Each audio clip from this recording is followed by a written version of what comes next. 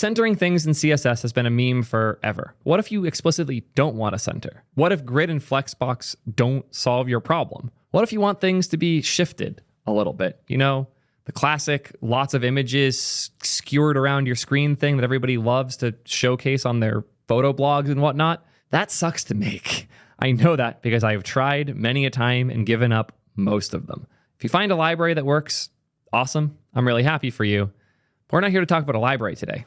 We're here to talk about a new web standard. The reason isn't because of this article from April. It's because of this article today, the first public working draft of CSS Grid Level 3, which is the masonry layout. There is drama. There is crazy ideas here. There is a really cool potential for the browser to evolve, but there's also a lot of infighting. And we're going to do our best to cover all of it. So first, we're going to go through the initial proposal. Then we're going to go through Google's response. Then we're going to go through what changed today. So if you want to see just how cool this is, make sure you stick through this quick word from our sponsor. I'll be honest, today's sponsor kind of scared me at first. I know how to optimize a website and a tech stack, but optimizing for search engines terrifies me. I know I'm not alone. Engineers like us tend to fear anything that even smells like marketing. That's why I'm so surprised by Ahrefs. These guys get digital marketing, and they get engineers too. Their dashboard is so good, it makes me feel like an expert. Their audit tool feels like magic. It will literally diff versions of your pages for you. And their AI keyword tool is actually useful. We haven't gotten to the best part. Their content. Their YouTube channel is bigger than mine. They have hours upon hours of free courses covering everything you need to know about marketing, SEO, and more. Real talk. I'm about to go spend hours watching these myself, and I'm so excited to do it. If you've been putting off marketing as long as I have, here's your sign. It's time to go learn SEO. Huge shout out to Ahrefs for sponsoring today's video. Help us invent CSS Grid Level 3, aka the masonry layout. If you've been making websites for long enough, you know how frustrating it was to lay out a web page with CSS floats. Managing sizes and placement was tedious and time-consuming. Being creative was often impossible. CSS Grid greatly eased that pain with Grid Level 1 in 2017, and now with Grid Level 2, aka Subgrid. But even without the powerful CSS of today, not every layout imagined by designers is possible. In fact, when CSS Grid shipped, one of the most commonly asked questions was, how do I write CSS to accomplish a masonry layout? Sadly, for the last 7 years, the answer has been, you can't. What is a masonry layout? I hinted at it a bit, but it's the pattern seen in the following image. When content packs together like brick or stone, like you'd see on a wall. That's where it gets the name, masonry. It's also frequently called the waterfall layout. It's a metaphor for how content flows down the page like a waterfall. Like this. It's a really cool layout. I wanted this for PicThing, and it fucking sucked, so I didn't do it. This layout is popular because it solves a few problems that other layouts do not. Allows for content of different aspect ratios, and it avoids the need to crop or truncate content in order to turn everything into uniform rectangles. It also distributes the content across the page instead of flowing down each column one by one. This follows the natural reading order as you scroll the page, and it lets the website lazy load additional content at the bottom without moving existing content around. Also really huge. This layout creates uniformly sized columns without any rows. It's quite possible that because this layout has required JavaScript, anything more creative or complex has been too hard to pull off. We've been left with the expectation that masonry layouts should only ever be a simple pattern with uniformly sized columns. Let's see what's possible if we build it into CSS instead. Inventing masonry. A mechanism in CSS for the masonry layout was first proposed by Mozilla in January of 2020 as an extension of CSS Grid, and it was implemented as an experiment behind a flag in the Firefox Nightly. In 2022, Apple started implementing this CSS Grid Level 3 proposal in the Safari Technology Preview, where it's currently on by default. We've been helping to move the web standard along to reach maturity. So an important detail here, they are treating masonry as a type of CSS grid. So CSS Grid has the standard grid where you have a single fixed format. They have subgrid where you can be more dynamic with given like parts of the grid and give them their own dynamic behaviors. It's like a nested version, so to speak. And then Grid Level 3 is the masonry version where you can go within the columns, do a lot of these things. And potentially rows too. I haven't seen what the proposal actually says yet, but that's the mindset. It's also of note that this is on the WebKit blog by Jen Simmons, who's one of the leads on Safari at Apple. So there's Firefox. They have their own opinions. They wrote the initial proposal. There's Safari and WebKit, which we're reading the opinions from now. And then there's Google, who differs, who will be getting the thoughts from momentarily after. And that's where the drama all lives. So make sure you stick through for that. There are big questions still being asked about how CSS should handle masonry-styled layouts. Some people remain skeptical that this capability should be part of CSS Grid, and they instead want it to be its own separate display type. So instead of it being part of Grid, it would be display:masonry. Others are questioning whether or not this kind of layout is needed for the web at all. They aren't sure that well-known websites will use it. I mean, I know PicThing's not very well known, but I like to think I am, and I will use it. Just please give it to me. With such fundamental disagreements at play, no browsers can ship. We must first come to consensus in the CSS working group. This is where we need your help. We'd like real-world web designers and developers to weigh into the discussion and express what it is that you want. Your input really can make a difference here. This article will walk through how the CSS Grid Level 3 proposal works and how you can use its new capabilities. We'll show you why we believe this feature should be part of CSS Grid and explain why the alternative would be if the CSS working group creates a display masonry instead. And then we'll ask you to join the debate to help us move forward. And also, I will be reading the alternative approaches from others as well. And yes, Gabriel, and for those who are wondering, CSS Grid Level 2 is subgrid. 4 demos. To show why we at Apple believe this capability should be part of CSS Grid, we created 4 demonstrations. If you'd like, you can try them out yourself at webkit.org/demos/grid3. View these demos in a browser that supports Grid Level 3, like the Safari Technology Preview or Firefox after you turn on the feature flag. How do I install the technology preview for Safari? How hard is it to do this? That was really hard to do. Thank you, Apple, for doing this one thing right. Fuck you, Apple, for doing this thing wrong. Why did they make 2 versions of macOS that begin with an S and end with an A directly after each other? Like Sonoma to Sequoia. I don't even have dyslexia, and that sucks. Come on, Safari. Installations aren't that hard. I know you're used to coming with the system and not being an actual app that has to live in user land, but do your best, Safari. Real talk, though, isn't it crazy that in order to update things like Apple Music or Safari, you have to get an operating system update because they're baked into the OS? Cool. Demos of masonry, waterfall layouts, and CSS Grid. Here's a photos one. It looks really good. I want this so badly. So we have display grid, grid template columns, we repeat autofill, we set min-max sizes for it, and then we have the template rows, which are set to be masonry, and then a gap as well. Every 5th column is wider, with wide images are wider. That's actually cool. An image can overflow with this proposal. If the figure has dot wide, then the grid columns will span too. That's really cool, actually. The one weird thing is like the order of things, like 6, then 7, then 8, because it shoves them wherever, which makes it feel not very gritty. Yeah, like 1, 2, 3, 4, 5, 6, 7, 8, 9, 10, 11, 12. Like that's unintuitive what goes where here for sure. But very, very cool here still. Yeah, so I might have misread this. We have the repeat where we autofill these 2 min-maxes, but that's one part. And then at the end, we have one last min-max 8 so that it can end with a small column. So we'll fill with small then large over and over again until it runs out of space. And we get one last small column at the end. Weird syntax, but it mostly makes sense. Very, very, very interesting. Let's look at the other examples.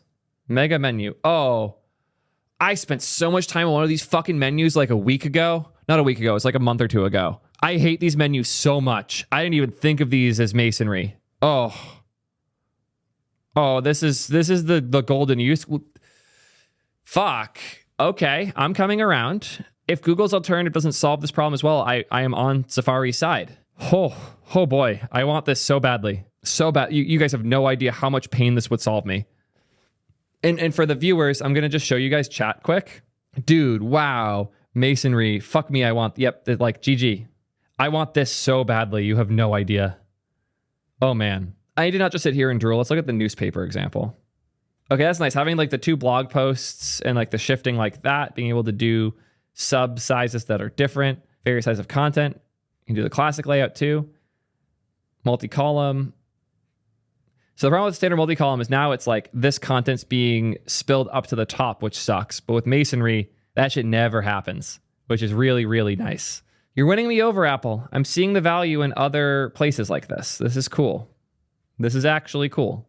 Creating a classic masonry or waterfall layout. First, let's take a look at how to build a classic waterfall layout. In gallery of photos, each image is wrapped with a figure element, and the figures are direct children of the main element. So we have all these children that are wrapped in a figure, which is child of main.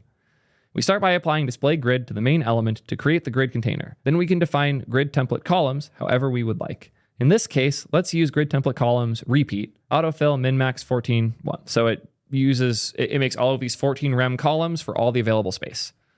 This results in uniformly sized columns, typical of the classic masonry or waterfall layout. The gap 1 rem rule creates a 1 rem wide space between the items, both between the columns and horizontally between the items. Being able to use gap for this is huge. Like making this layout and making this standard without gap already existing would have been fucking stupid. To double down on why this would suck without gap, if each element had to determine its padding, but you didn't know where it was going to be, if it was going to be at the top or at the bottom, if it would have things next to it or not having gap would make this fucking miserable. But now that we have gap, that makes this that much more cool to adopt and use. So we have the column rule we just mentioned, we have the gap 1 rem, and then the rows is where you specify masonry. It's likely the name of this value will change before it ships in the browser. More on that at the end of the article, but for now, masonry is what works. The masonry rule tells the browser, please do not create rows. Instead, pack the content into a masonry or waterfall-like pattern. And with just those 4 lines of CSS, you get this. Really cool, actually. Leveraging grid's full power to define columns. Now let's dive into the advantages of combining the full power of CSS Grid with the masonry waterfall packing. CSS Grid provides many options for defining our columns. I think this word just was supposed to be there. Using FR units to create a symmetrical grid is only one option of many. How do these possibilities be used for a masonry waterfall style layout? Let's try mixing fixed size columns with flexible ones. The first and last are fixed size, and the rest are flexible, changing in size and number. So the 14ch repeat, autofill, min-max 28ch 1 fraction, 14. Interesting. I do like being able to use the existing CSS options, but some of those are really chaotic. And when I think of masonry, like I think of it being used simply. I could be convinced otherwise, especially with the footer example they had, but I have a lot to think about. These options in CSS Grid allow you to create something much more dynamic and flexible in interesting ways. You can create 2 stages of flexibility because the FR unit sized columns grow and shrink in a separate stage from the min-max sized columns. So you can have fractions that expand based on how much space is available, but then the ones that are set min-max change separately. Max content and min content values let you size the columns based on the content size rather than sizing the content based on the column size. The FR units can easily be used to create compound or asymmetrical grids where the columns are different sizes. The options are endless. By adding the ability to pack content into a masonry or waterfall pattern to CSS Grid, we maintain the full power of Grid for defining our columns in whichever manners we like. We saw that with the demo earlier, which is really cool. 1 fraction, 1 fraction, 2 fraction, 3 fractions, 5 fractions, 8. A little chaotic, but 1, double the width, triple the width, 5 times the width, 8 times the width. It's cool. Just feels niche. In a more practical example, let's use the max content when defining, yep, this is the one I was geeking out over. This is such an actual useful thing that if any proposals don't allow this, I don't want them anymore. This is my actual golden use case. I didn't even think of this before, but so good. Mega menus have been hard to code, especially across multiple screen sizes. It is annoying how hard it is to do this right. With CSS Grid Level 3, it becomes incredibly easy. A few lines of code create a dynamic layout which adds and removes columns one at a time as space allows, without any media or container queries, and with wrapping prevention. Many of these examples could never be created with masonry as a separate display type. The discussion of display masonry is to only allow symmetrical columns, which are columns that are the same size as each other, much like multi-column layouts do today. Interesting. If that is actually the case, I might change my mind on my current stance. We will see as we go. Leveraging Grid's ability to let content span columns. Grid also allows us to span items across multiple columns, like we saw here where certain images are 2 columns instead of 1. Very cool, but how useful? What if instead we put a wider class specifically on images that have a wider aspect ratio to make those images span multiple columns? We could also change the styling a bit, make the corners square instead of round, and reduce the grid gap to 0. It gives us a different way to pack photos of different aspect ratios together. When a user clicks or taps on a photo, it grows to span multiple columns. The browser automatically animates the transition.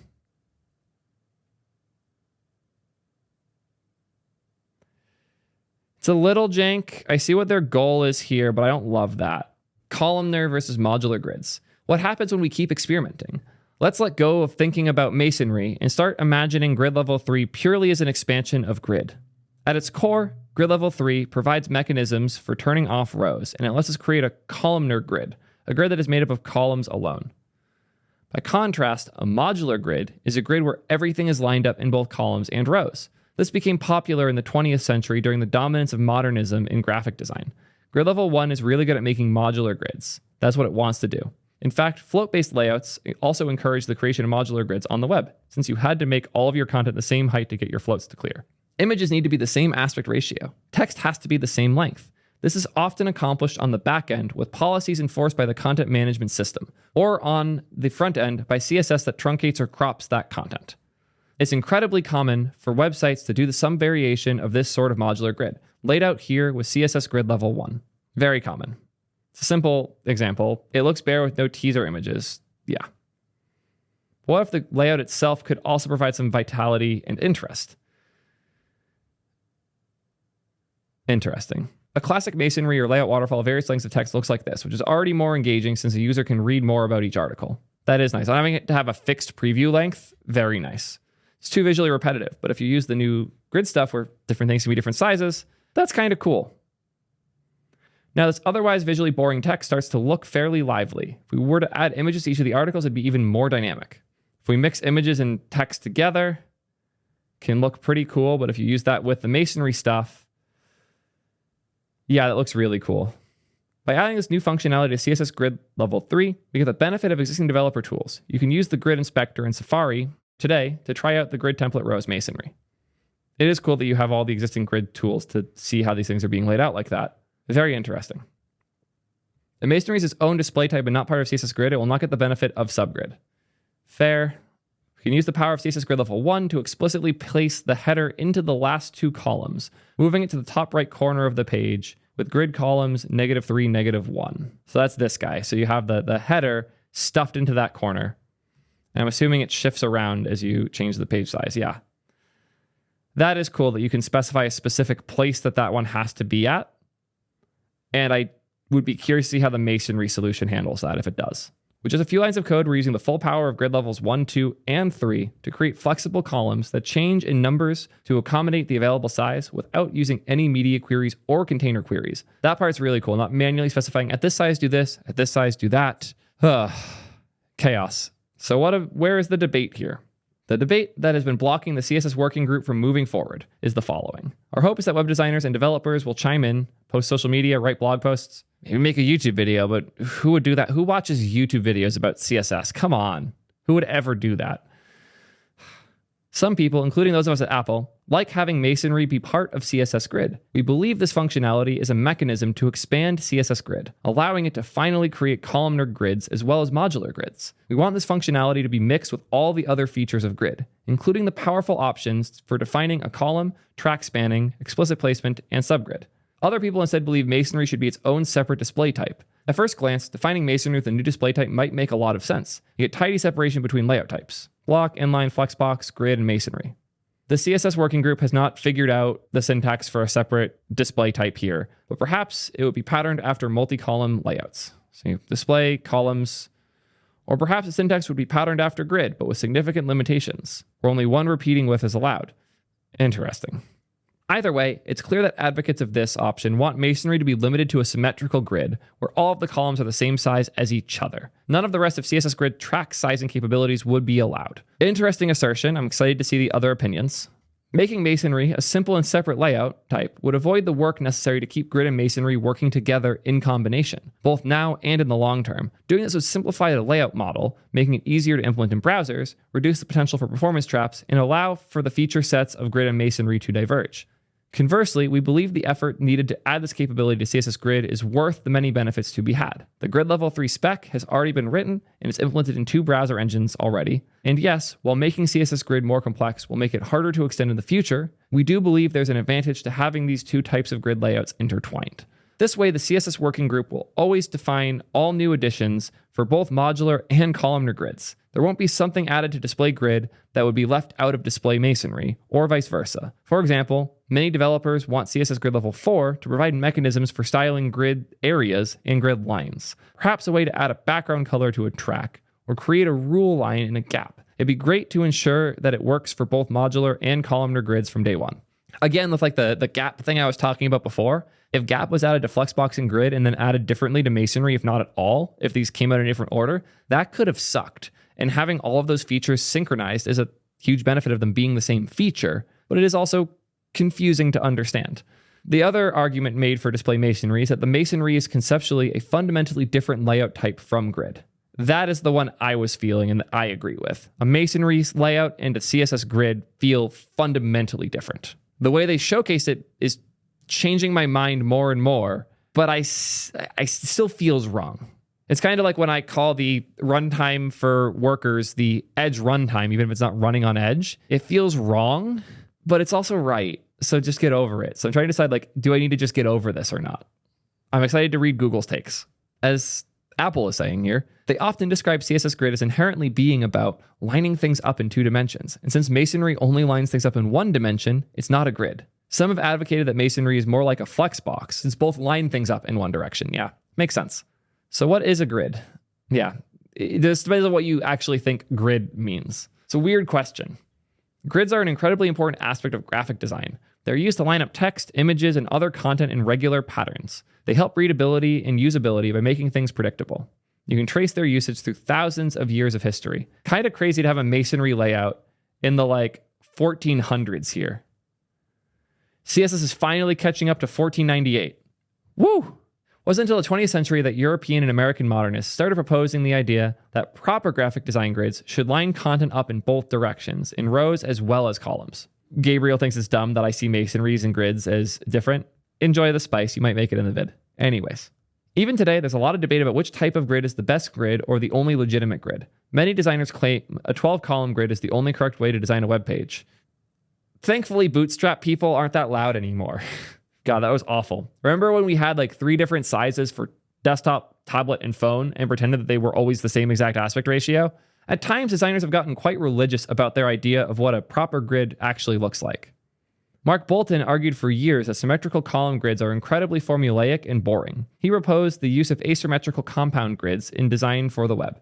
Today, luckily, CSS Grid Level 1 makes it incredibly easy to create both asymmetrical grids and compound grids, giving designers the freedom to create what they want, but only if they also want all the grids to be a modular grid. Both modular and columnar grids are in fact grids, and CSS Grid deserves the ability to also create columnar grids. This is chaos of different grid styles. How old is this book? It looks ancient. I dig it. We believe there's an opportunity for CSS to enable a rich history of design grids to come to the web, and we would be greatly disappointed to see new masonry features limited to only allowing symmetrical columnar grids. So they have this set of questions. Should this be part of CSS Grid? Do we want capabilities to define a columnar grid with CSS Grid, to use subgrid, spanning, explicit placement, and all of the many options for track sizing? Do you only want the ability to define a classic masonry layout with equal size columns? Will you use this? What might you create with it? Do you have links to demos you've made? And are there things you want to do that you can't do with this model? All great questions. I want to go to Google's take, but first I want to hear about the name. It's likely masonry is not the best name for this new value. Names in CSS are usually simple words that directly describe the result they create, like center, under, contain, clip, revert, LTR, always, break. You get the idea. The word masonry is more of a metaphor, where the meaning has to be explained with a backstory. Such a term is harder to remember for developers who do not speak English, and arguably the syntax could just as easily be grid template rows, waterfall instead, since that's the dominant word for this layout used in certain regions, not masonry.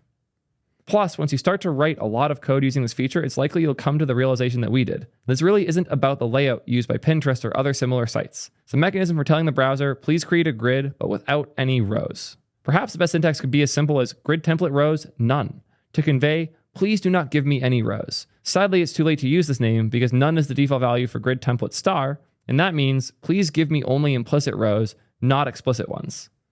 So we could use the name off to convey, please turn off the grid in the row direction and give me only columns. Okay, here's where I'm going to come out heavily disagreeing with the standard proposal. The fact that the right term was none, but we can't use it because it's taken, does not mean we should use a fucking synonym. That is bad. That is dumb.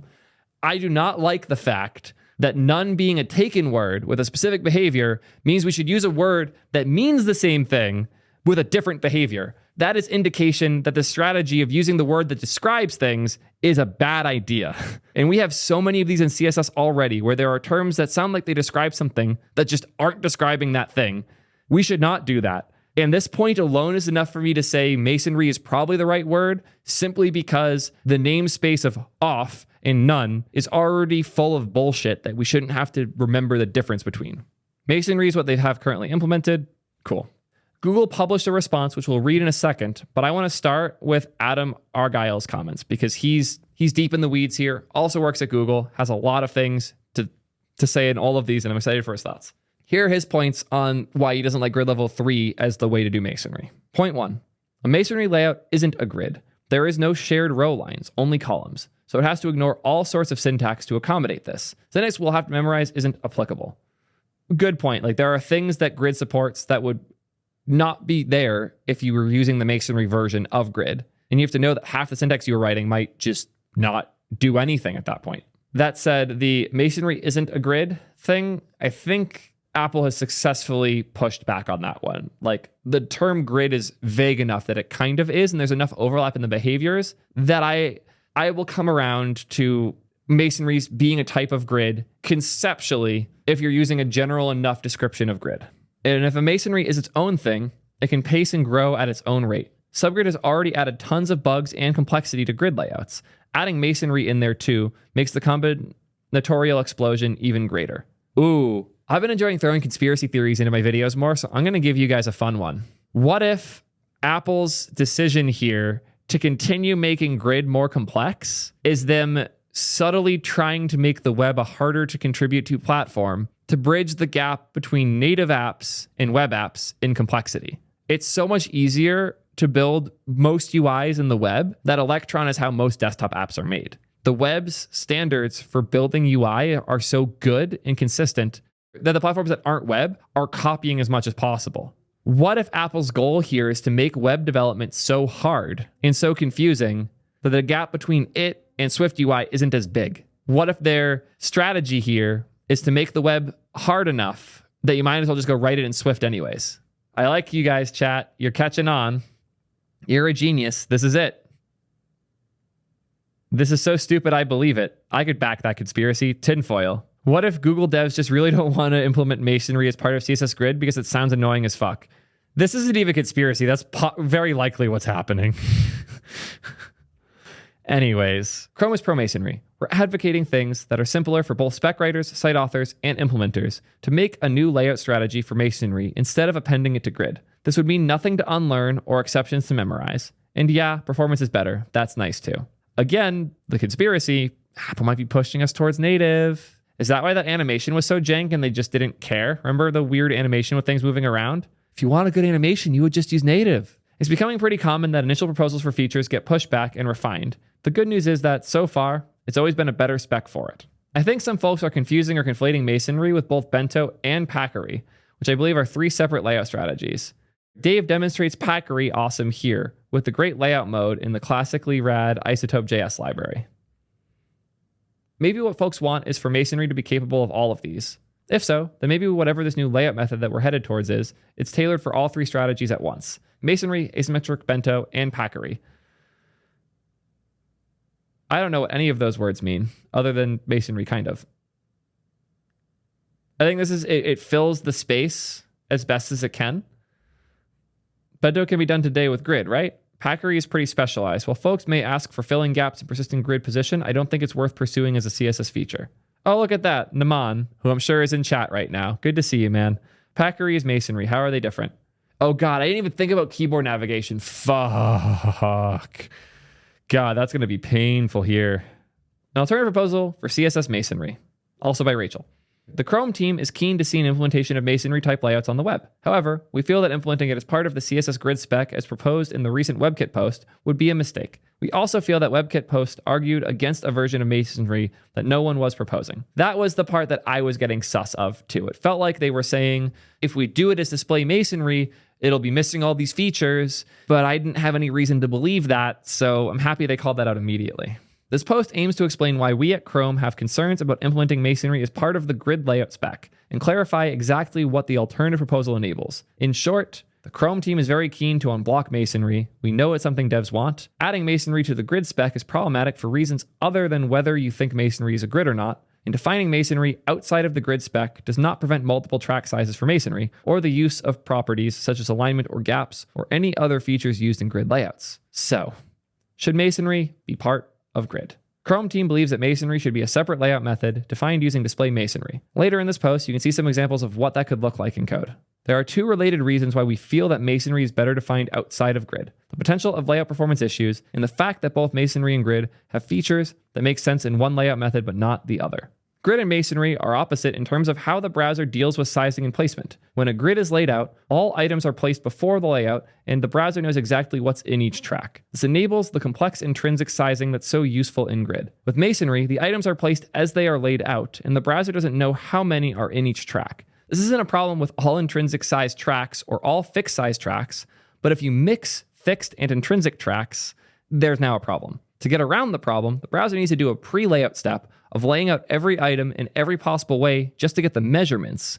With a large grid, this would contribute to layout performance issues. That is a very fair point. If you have one direction fix and one that isn't, you have to put everything into it to know how big they are and where they're going to end up laying out, and then actually do that laying out. That sounds problematic. I understand a bit of where they're coming from here. This is a good point, Frostjacked. I'm very much in favor of masonry being part of grid, but I just had the terrifying vision of the crossover between masonry and React re-rendering dynamic content, and I feel pity for future junior devs. Yep, React re-rendering to check if a DOM element has changed, and masonry re-rendering the actual content on the page in order to make sure it fits correctly. There are different types of re-rendering entirely. Now you have to know the difference, and that does suck. The performance cost, if you want to ship something, should be eaten by the developer. It's better than the JS either way. Yes, but this is like in the implementation in the browser, since the content being rendered is dynamic and the sizing now has to have much more metadata to know what actually goes where, that requires a lot of re-rendering and a lot of potential performance issues on the client side actually trying to run the page. And these performance problems start to become exponential once you add subgrids.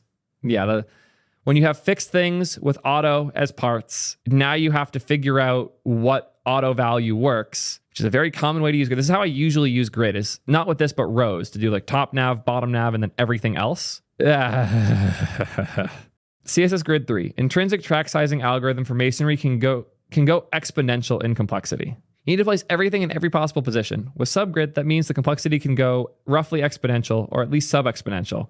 With this simple example, where you have grid template masonry repeat 10, a subgrid, another subgrid, there are 60 positions that have to be checked. I like this call out. Exponential time complexity doesn't care how powerful your CPU is, it will always win. There's an argument that most people won't run into this. However, we already know that people do have very large grids. We don't want to ship something that has limitations on how it can be used when there's an alternative approach we could do instead. What do we do about things that don't make sense in each layout method?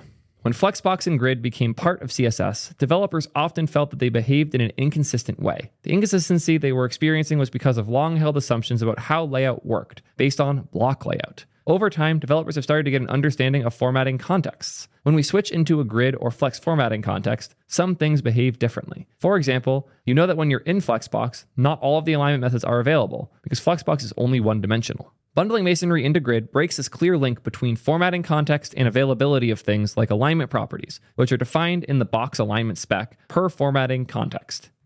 If we decide to deal with the performance issues outlined previously by making mixed intrinsic and fixed track definitions illegal in masonry, then you will have to remember that a very common pattern for grid layouts doesn't work for masonry.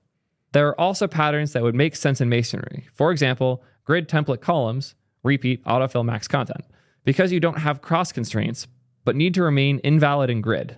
The following is a list of properties that we expect to behave differently or have different valid values.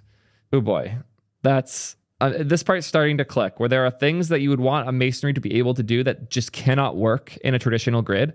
Like auto-filling max content, you cannot do that in a traditional grid because you have to have rows that have sizes. You can't just call them autofill max, but you would absolutely want that in masonry. Very interesting. Here are the list of things they think will be different between a masonry grid and a non-masonry grid. Template areas would be different because you can only specify the initial row in the non-masonry direction. Grid template, because the shorthand would have to account for all of the differences. Track sizing values for grid template columns and rows would be different due to differences in legal values. Autoflow doesn't apply to masonry, and masonry autoflow doesn't apply to grid. Merging them would create problems of things that are invalid due to the layout method that you're in. Grid has 4 placement properties, grid column start, and so on, but masonry only has 2. Grids can use all 6 of the justify and align properties, but masonry only uses a subset like flexbox. This will also be a requirement to specify what happens in all of the new error cases caused by developers using a value that isn't valid in grid with masonry or grid without masonry. For example, it's valid to use grid template columns masonry or rows, but not both at once.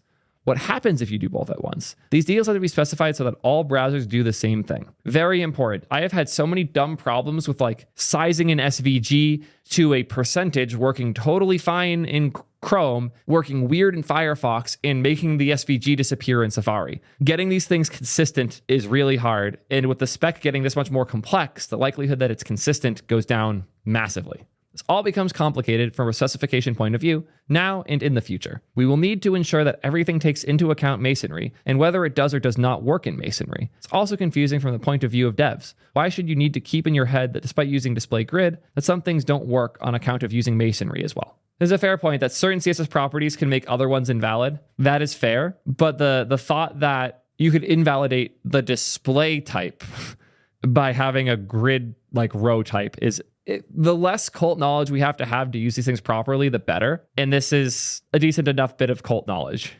Before we shit on them too much, let's see what their alternative looks like. They want to propose display masonry and masonry star proposals. They have a whole separate issue for whether or not masonry is the best name. Good. Also important call out here. All the demos in the WebKit post would still be possible. Very good to know. Here's the classic masonry layout. When most people think of masonry, they think of a layout with multiple equal-sized columns. This would be defined using the following CSS, which needs a line less code than the equivalent grid version. So we have display, masonry template tracks with the repeat call, and then the gap, 1 rem. And there we go. Using grid type track sizing for different column widths. So here we can do the same repeat autofill and have the min-max at the end to make sure we have the 8-1 at the end. It's basically identical to the Safari one that we were looking at. If we go back up to alternating, this code is identical. The grid template columns code, the repeat, autofill, min-max, min-max, min-max. Exact same. Repeat, autofill, min-max, min-max, close paren, min-max. Exactly the same. Awesome. Additional track sizing for masonry. There are additional track sizing options that we don't allow in grid because of the fact that grid is 2D. This would be useful in masonry, but it would be confusing if they then didn't work in grid. Like autofilling with max content size tracks. So now the columns will be the size of the largest piece of content. That will not work in grid at all. Autofilling auto-size tracks, which will create tracks at the same size, auto-size to accommodate for the largest one.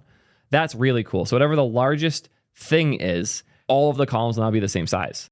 Allow content to span columns and place items on the masonry layout. There's no reason not to have a content spanning column in a separate masonry spec. This might use a masonry track property, being a shorthand for masonry track start or masonry track end, so you only have one dimension to span things when in a masonry layout. So masonry template tracks, repeat, autofill, auto. Then you have elements that specify masonry track span 2, or covers tracks 2, 3, and 4 with the 2/5 syntax. And there you go. It works. People in chat are coming around real quick. If all the examples are the same, then I am on team display masonry. How to make left to right masonry. Oh God, I don't even want to think about that. This is the way. I'm convinced already. They're winning me over too.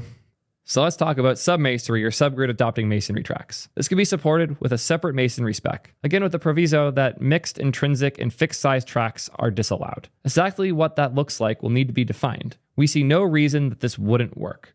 We would love to get to a point of a specification that can be shipped interoperably. However, we want to do that in a way that works well now and in the future, and that can be relied upon by devs. The only way to deal with the performance issues outlined would be to make the second issue, the issue of having parts of grid illegal in masonry, worse. We don't think that's a good solution, especially when it's possible to have all the grid features you want while keeping things that are different clearly separated. I'm coming around. Also, always cool to see Una. Shout it out. She's the best. I don't like the font on Google's blog, therefore I'm Team WebKit. Honestly, not the most irrational thing I've heard today. On the topic of fonts, are you guys ready for the worst one, which is the W3C CSS Standards Committee? It's bad. This is also the reason we're all here today, in case you were curious, because there's a first public working draft of the CSS Grid Level 3/Masonry layout. The CSS Working Group has published a first public working draft of the Grid Layout Module Level 3, aka CSS Masonry layout. The draft represents masonry layout as a built-in capability of CSS in two possible syntactic forms, a grid-integrated syntax and a grid-independent syntax, both of which are outlined as alternatives. We hope the publication of this draft facilitates discussion about their relative merits. The CSS working group has resolved to adopt fully mixed track sizing for this layout model, allowing all the possible track listings expressible in CSS grid layout for masonry layouts as well. This unifies the two incoming proposals' underlying layout models, and therefore both syntactic forms represent essentially equal capabilities for masonry layouts, though there are some open issues about possible differences in their initial values. To address performance concerns with mixed track sizing, the draft outlines specific performance optimizations in the layout model and adopts some simplifying heuristics for things like subgrids. We are grateful for the designers and developers who commented on the issues with their use cases, diagrams, and demos, which informed the development of this module, and we welcome additional input, suggestions, and use cases to help guide its further refinement. We expect development of this module to proceed rapidly from this point forward, since it builds on existing foundations of the grid layout system. Please send feedback, yada yada. You can also mail. You get the idea. Links in the description for all of this if you have thoughts that are valuable enough to send to the team. As we just saw, the working group has combined the two proposals into one draft spec in order to make it easier to compare the two. While the biggest performance issues mentioned in our previous posts have been resolved, there are still concerns around syntax, initial values, and how easily a version combined with grid would be to learn. To test our assumptions, however, we've worked through some examples to show how masonry would work with each version. Take a look at the examples in this post and give us your feedback. Post doesn't cover all possible use cases. However, it's clear that separating masonry from grid will not result in the feature lacking functionality. In fact, the opposite may be true. As you'll see in this post, the display masonry version creates new opportunities and a simpler syntax. In addition, many developers have raised concerns about the potential of reordering items with masonry, causing accessibility issues. It's also being addressed for both versions of the syntax through the proposed reading flow property. That is a big deal. I showed you guys before where like the numbers were all going in weird ways when you reflush things. How is navigating with your keyboard going to work for that? It's like 1, 2, 3, 4, 5, 6, 7, 8. That doesn't work for shit. Basic masonry layout. Here's a simple example. With display masonry, repeat 3, 1FR, gap 10, you're done. Display grid, very similar, just grid template rows, masonry, same deal. Points to consider between the two. With display masonry, you get a masonry layout even if you don't specify any tracks, masonry template tracks. So display masonry might actually be all you need, because there's an initial value of template tracks, which is repeat auto areas auto. Cool. Reversed flow with masonry. Masonry direction column reverse. We display grid auto flow row reverse to make it upside down. That I don't love. I like column reverse because that's what it's doing, but row reverse feels very wrong here. Also, of note, row reverse is a new property that is being added for that to work. Google's making a good case here for this being dumb. Like, this is how we end up with the hell of everything having weird names and there's 15 ways to center shit. I want to see how many of y'all, off the top of your head, can correctly guess which of those is correct for vertically centering the text. Also, looks like Gabriel's coming around. We'll win you over. You just realized you're wrong. I should have put an I don't know option. My bad. Yeah, it's like a 50% hit rate for us, guys. That's pretty sad. Every time I have to write CSS, I have to have a reference open. Yep. I honestly just do all three and then delete them until it works. But yeah, I've been there. This stuff is not easy to remember. Anyways. This is how we get there, though, where we have three options where it's very unclear by their names what they actually do. This is how we get there, by having the way to reverse the columns be row reverse. Whew. Fun. Points to consider between the two options. Display masonry version feels very similar to how Flexbox works. CSS grid uses grid auto flow. It's currently defined grid auto flow row reverse, and grid auto flow column reverse would give the same effect. This could be confusing, so you may expect them to do something different. Whew. Masonry for rows. You can change it to be rows instead. Masonry direction, row. Makes sense, just like flex. Display grid, columns, masonry, rows, repeat, 3 at 1FR. These are both fine. This is like, more and more I feel like display masonry is just treating it like a flex box. And grid template columns or grid template rows masonry is part of grid. And as a person who likes Flexbox a lot and still sucks at grid, I'd be okay with either at this point in time. I just want to make sure we're not making CSS harder to read and harder to understand and guess correctly. Changing the display masonry version for columns to rows, meaning changing the values of masonry direction. With the grid version, you'll need to switch the values of grid template rows and columns. That's fine. Both these examples of switching flow, display masonry version feels more intuitive. I think they're both whatever. It's just one's more like Flexbox. Position items. With display masonry track start 1, end is 3. Display grid column start and end. These are fine. I don't care.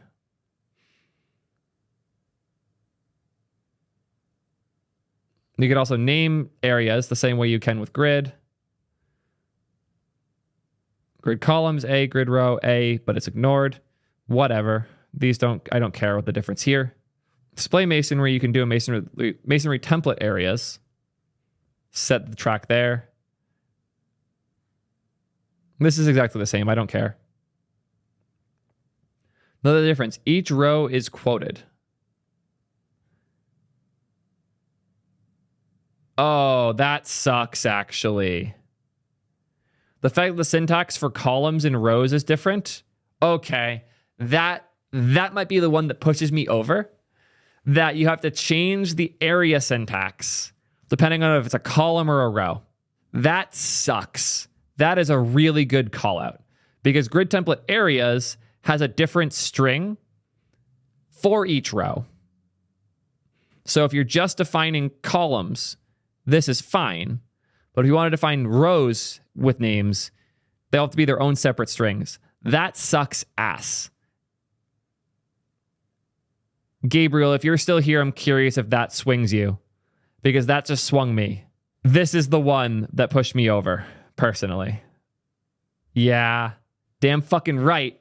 Do you know how much it hurts me to say Apple's wrong and Google's right here? I don't like this. It's actually comically rare that when there's a dispute between these two companies, I side with the shitty one. Like, I've dedicated so much of my life both to contributing to Android and shitting all over it. But Google knows the web, and they're doing this one right. You already have to do that with grid. Yes, but with a grid, you don't change your mind and go from column to row at some point in your development cycle. Here, I could absolutely see myself wanting to change which type of masonry I want to do or playing with it. The fact that I have to change multiple points in the syntax in order to swap from column to row is honestly, in my opinion, a bit of a disaster. But I agree, yes, masonry is a type of grid, but they are different enough that the separation is making more and more sense to me. With any positioning, the display masonry syntax works better when it comes to switching directions. Masonry track property works in whichever direction is the grid axis. Both let you define shorthands. Okay, that's annoying. You have to switch which side masonry is on if you change it. It's a fair concern to worry about masonry not having feature parity with grid and flexbox, but grid and flexbox have feature parity. The display masonry shorthand is likely to be widely used given that it's relatively straightforward shorthand. Display grid one uses the existing grid shorthand, which is fairly complex shorthand. I hate the grid shorthand. I've never actually understood what it's doing. I barely understand the flex shorthand, to be fair. Order of things changes a whole bunch depending on shit, which is weird. Like masonry could be in the front or the back. It's a bit weird to me. But yeah, I'm not super strongly opinionated in either direction. I am leaning towards it being separate, but I want y'all's thoughts. Yeah, I was about to do a poll. Let's see. I have no idea which way the poll is going to go. I have a rough idea. Whew.